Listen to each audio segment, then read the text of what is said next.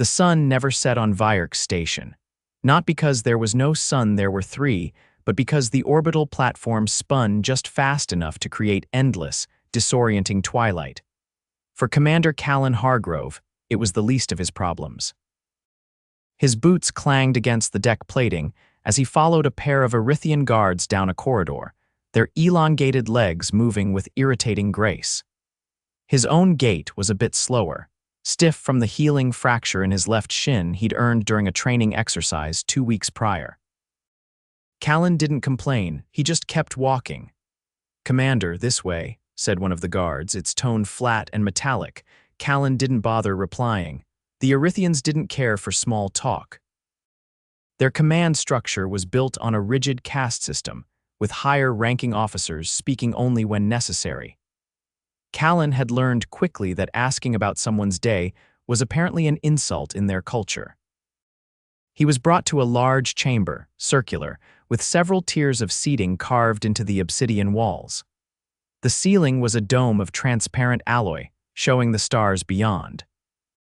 At the center of the room stood a tall, silver-skinned being with a narrow torso and arms that bent in ways Calen tried not to think about. This was Commander Zeltrax, supreme strategist of the Allied Expeditionary Forces. He looked down at Calen with the kind of scrutiny usually reserved for faulty equipment. "You are the human field commander," Zeltrax said. "That's right," Calen replied, keeping his voice even. "Lieutenant Commander Calen Hargrove, United Earth Defense Force." Zeltrax tilted his head, a gesture Calen had come to recognize as condescension. "We have reviewed your combat protocols. Your methods are rudimentary. You rely on physical traps, misdirection, and environmental manipulation rather than tactical uplinks or predictive AI. It is primitive." Calen raised an eyebrow. "Well, if it works, it works." Zeltrax turned to the other commanders in the chamber, a mix of species from across the Coalition's slender Grellians, crystalline Valky, and the bulbous-headed Cern. None of them looked impressed. "You are being deployed to Sector Thal 9. The Rezikar have entrenched themselves within the jungle moon of Carthos. You and your unit will lead the first wave. Observe and learn from the Coalition's approach. Do not interfere unless instructed." Calen nodded once. "Understood." The meeting ended without ceremony. No handshake, no send-off. Just a brief nod from Zeltrax before the lights dimmed and the commanders filed out. Back in the barracks, Calen sat on the edge of his bunk, unstrapping his boots. Sergeant Lyon, one of the few humans on the station, entered with a datapad in hand. "The Erythians just uploaded the terrain map of Carthos," she said. "Dense jungle, high humidity, low visibility. They're planning a direct assault through the northern valley."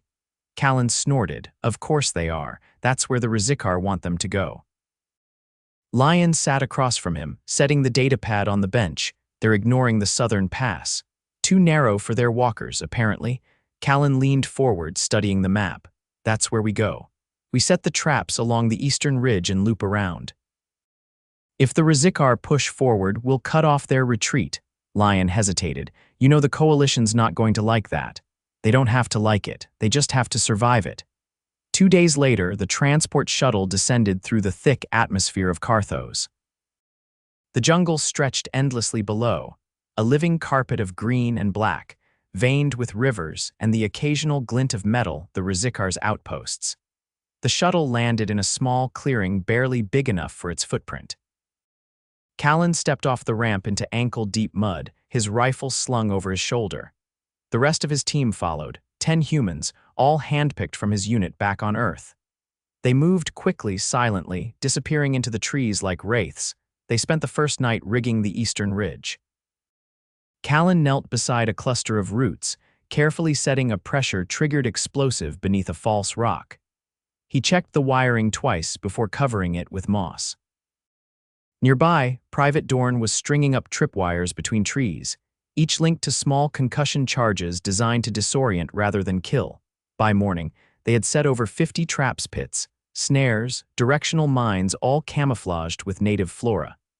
Calen's hands were scratched and covered in sap. He didn't care, it was working.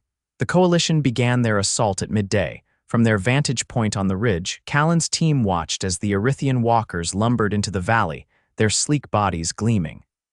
Laser volleys lit up the jungle, scorching trees and vaporizing brush. The Rezikar emerged in waves, firing plasma bolts from behind natural cover. It was chaos. The coalition forces pushed forward in formation, their strategy textbook perfect.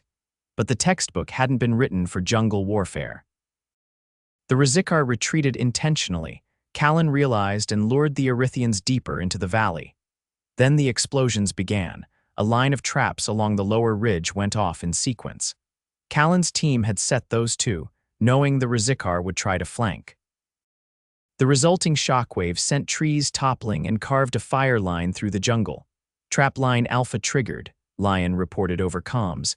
We've got movement along the southern perimeter. Hold position, Calen replied. Wait for them to funnel into the pass. The Rezikar, now under fire from both the coalition and the traps, began falling back straight toward the southern pass, just as Calen predicted. That's when his team moved. They emerged from the foliage like ghosts, cutting off the retreating Rezikar with short bursts of gunfire and more traps. One Rezikar warrior leapt toward Calen, claws extended. He ducked, rolled, and jammed a shock baton into its abdomen. The creature convulsed and collapsed. A stray plasma bolt caught Calen in the side, sending him flying back into a tree. He hit hard, the wind knocked from him. He tasted blood. Lion dragged him behind cover while the rest of the team pressed forward. Chest plates scorched, she said, pulling his vest open. You've got burns, maybe cracked ribs. Calen winced. Get a scan. I'm not moving until we know. She pulled out a portable metascanner and ran it over his torso. A soft beep confirmed the worst. 2 ribs cracked, 1 fractured. You're not walking out of here on your own. Calen groaned but didn't argue. He knew better. The battle lasted another hour. The coalition lost over 100 troops. Calen's team lost none. By the time the smoke cleared, the ridge was littered with Rezikar bodies and deactivated traps. Back on Vyark station, Calen sat in the medical bay, ribs wrapped and mobility restricted. He'd been ordered to rest for 6 weeks minimum. No combat, no physical activity, just rest and therapy. Zeltrax visited him 2 days later. You acted without authorization, the alien said, standing at the foot of the bed. Calen nodded slowly. Yes, I did. You disregarded coalition protocol. I did that too. Zeltrax stared at him for a long moment. Your methods were primitive, crude. Manual, but they were effective. Calen raised an eyebrow. Is that a compliment? It is an observation. The Rezikar suffered a tactical defeat. Your traps delayed their retreat. Your unit's positioning forced them into disadvantageous terrain. It altered the outcome. That was the idea. Zeltrax turned to leave, then paused. You will submit a full report detailing every trap, every maneuver. Coalition command wishes to study them.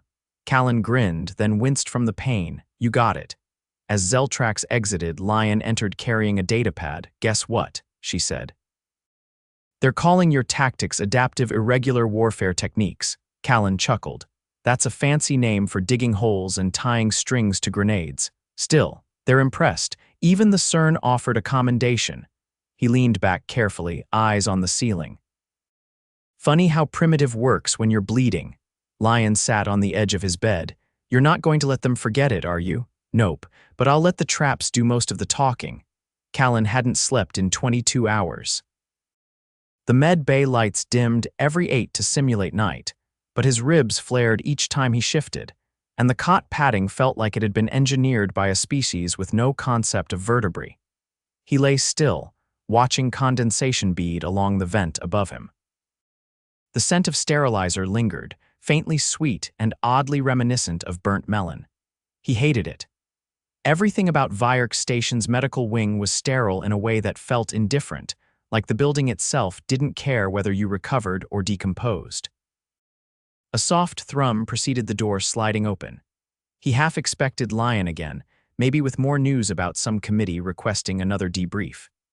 Instead, a tall insectoid figure in a cloak of woven metallic fibers stepped inside, accompanied by a rolling orb that hovered silently at shoulder height. The creature's carapace shimmered from emerald to rust as it moved, each limb clicking delicately against the floor. "You're the one who laced the undergrowth with explosive vines," it said, voice filtered through a translator embedded in the orb. "Not personally," Calen replied, "but I signed off on it." The creature approached his bedside, antennae flexing forward. "I am Dr. Vurek of the Volki. You're being considered for a field adaptation study. I'm not exactly ambulatory at the moment. Your injuries are irrelevant to the study. We're interested in your neurological responses during conflict scenarios." Calen blinked. "You're trying to figure out what makes humans tick." "No," Vurek said. "We are trying to understand why you don't stop ticking." The orb emitted a soft buzz. Calen realized it was scanning him, though he felt no sensation at all. Vurek's segmented fingers reached for a seat and unfolded it with an elegant snap. Coalition personnel exhibit predictable stress markers under duress. Elevated cortisol equivalents, compromised motor function, erratic neuroelectricity. You, however, displayed none of these during the Carthos operation. I was too busy being shot at. Precisely. We expected an emotional spiral. Instead, you gave orders while suffering pulmonary bruising and skeletal trauma. Calen exhaled slowly. Wasn't a choice, really. My team needed direction. Pain's easy to ignore when someone else might bleed more. Vurek's thorax pulsed faintly. That is inefficient. It's human. The orb chirped once and projected a holographic display beside the bed. A top-down view of the Carthos Ridge flickered into clarity, pulsing with tiny heat signatures and terrain overlays. Vurek gestured to a cluster of red dots that had once been Rezikar scouts. You anticipated their fallback pattern. Your field notes reference gut instinct. What is the source of this data? Calen stared at the projection. I've read a lot of reports. Patterns emerge, but mostly. I've been ambushed enough times to know when something smells wrong. Your olfactory analysis formed the basis of battlefield strategy. Not literally, it's a phrase, means the situation felt off. Vurek cocked its head. We have no term for that phenomenon. You don't smell when something's about to go bad. I do not equate atmospheric irregularities with mortal threat. That explains a lot. The projection vanished. Vurek leaned forward. We would like you to participate in a series of controlled simulations. You will be exposed to escalating threat conditions while we monitor cognitive elasticity. Calen narrowed his eyes. I'm on medical leave. Your body will remain stationary. The simulations will occur in synaptic overlay. You will believe you are in danger, but you will not be. That's supposed to make me feel better. Your species is uniquely qualified. We've observed similar responses only in Grellians during mating season. They, however, cannot distinguish simulation from reality and tend to mate with equipment. Calen winced. Let me guess. No volunteers after that. Correct. The incident cost 17,000 credits in damaged diagnostic consoles. He rubbed the bridge of his nose. When do these simulations start? In 1 hour. Your neural interface has already been prepped. Calen looked down. A thin patch adhered behind his ear, barely visible. You didn't think to ask first. We did. You consented under post-operative sedation. We recorded your affirmative response. He groaned. You people really need a better ethics board. Vurek stood. You may experience nausea upon re-entry. Vomit in the basin, not the bedding. It is difficult to sterilize human bile. The insectoid swept out of the room, orb in tow. Exactly 60 minutes later, Calen's field of vision blinked to black, then opened again into a wind-swept ridge beneath a thunderous sky. He stood, whole and uninjured, wearing full combat gear, rifle slung over his shoulder. The sensation was real, too real. He could even feel the grit of sand against his teeth. A low chattering echoed from the trees. He ducked instinctively, scanning the horizon. There were no markers, no HUD overlays, no indicators that this was artificial. If they wanted to test his reaction, they weren't pulling any punches. A figure darted between trunks. Lean, fast, humanoid, then another. They weren't coalition species, tall with elongated jaws and weapons integrated into their arms. He didn't recognize them, unknown hostiles, he muttered. Great. He moved low and fast, dropping into a ravine filled with debris. The mud squelched under his boots. Every breath tasted like iron. A hiss erupted to his left. He spun, firing without thought. The creature dropped, its weapon arm severed at the elbow. Another charged him from the right. He ducked under its swing and drove the butt of his rifle into its throat. It crumpled. As he crouched over the body, something prickled at the edge of his consciousness. A tug, like his mind was being pulled sideways. Then, suddenly, he was back. The med bay lights were harsh and white. Sweat soaked his shirt. His heart raced. The basin beside him was half filled with bile. Vurek stood nearby, watching a readout.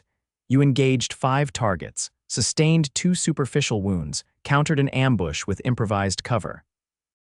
You displayed no measurable fear response. I knew it wasn't real. Yet your neural pathways behaved as if it were. Calen wiped his mouth. Hope you got what you came for. Vurek nodded. We did. Your brain maintains combat readiness even under synthetic threat. This is valuable. Glad to help, he muttered. Next time, maybe skip the vomiting.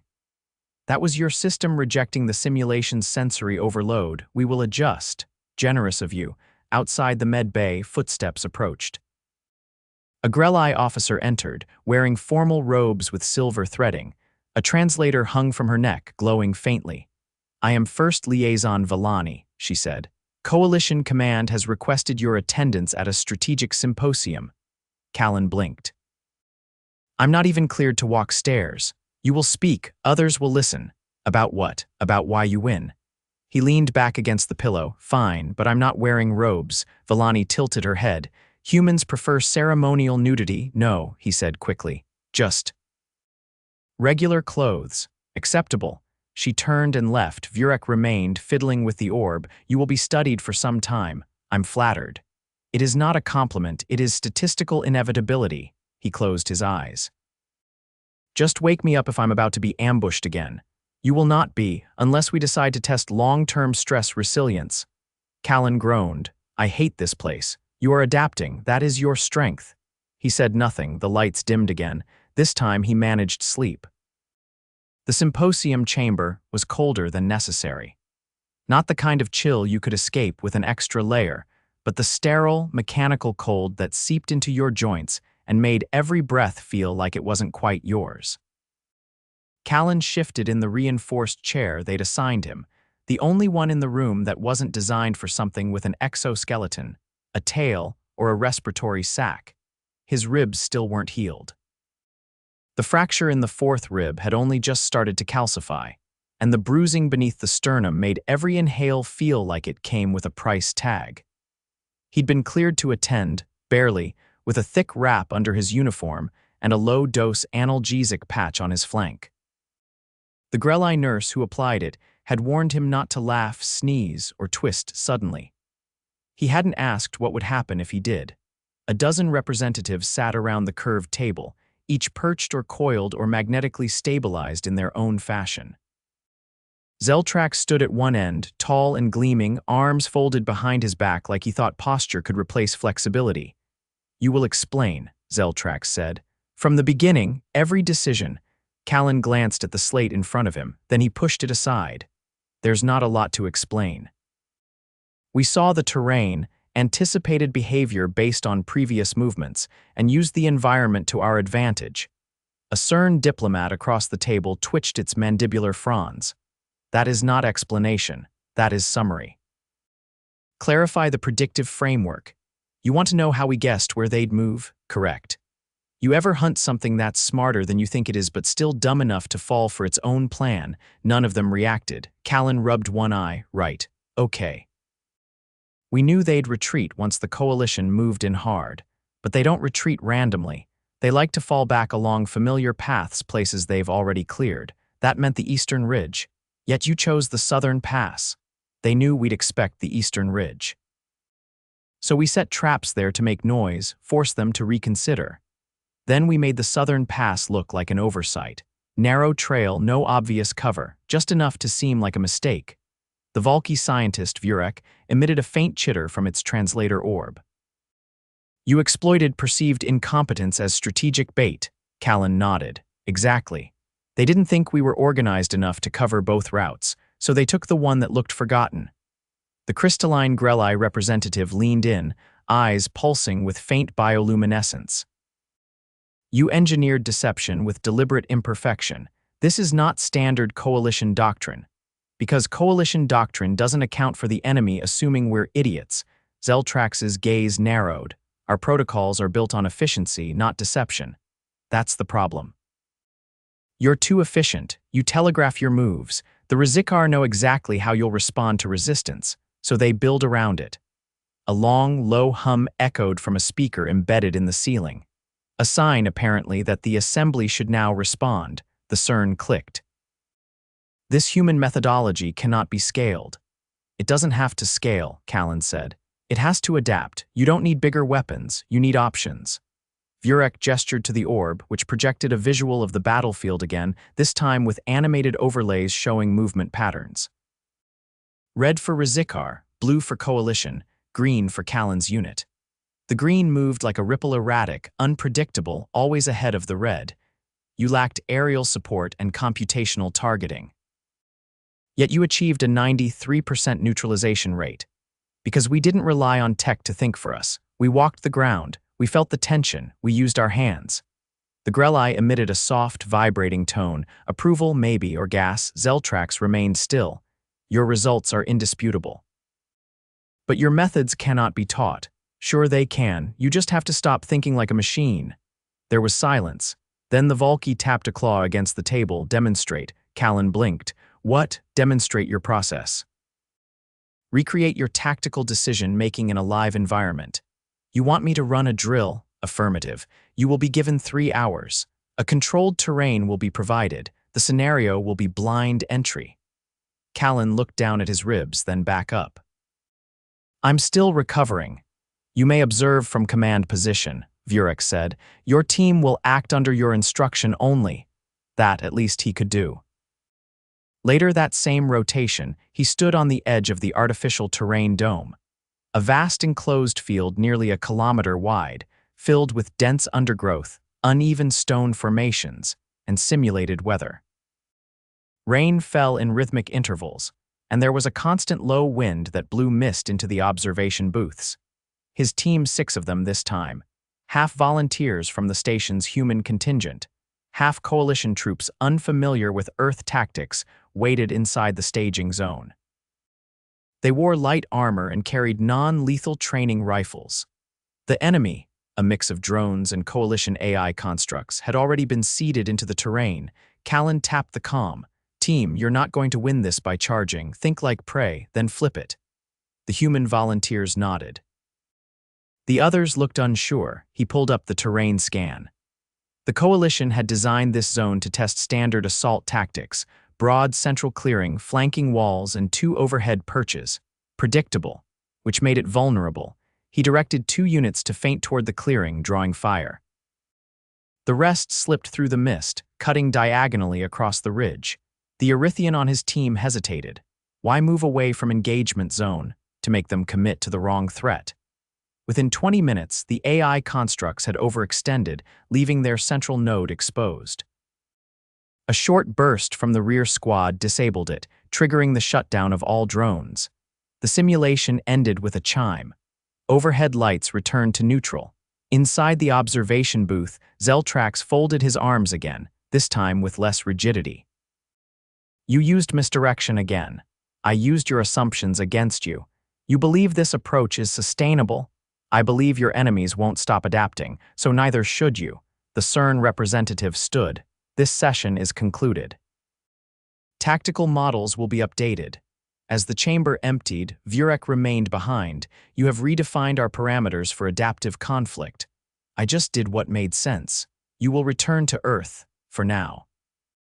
I owe a physiotherapist 6 sessions and a promise not to pick up anything heavier than a coffee mug. Vurek's antennae shifted slightly. When your bones are whole, we will request further collaboration. Calen nodded. Next time, I want a chair that doesn't cut off circulation to my legs. We will consider it. He stepped out of the chamber, exhaling slowly. The pain in his side was dull now, manageable. He walked without limping. In the corridor, Lion waited. You done rewriting military doctrine? Just reminding them the enemy doesn't care how perfect your plan looks on paper. She handed him a drink pouch, coconut water. You're low on electrolytes. He raised an eyebrow but drank anyway. Behind them, the chamber sealed with a hiss, and the Coalition's version of progress buzzed onward, recalibrating, rethinking, rewriting. Just not fast enough to forget who'd done it first. With string, mud, and a broken rib, Calen smiled without meaning to. Primitive, he muttered. Sure. Let's go with that.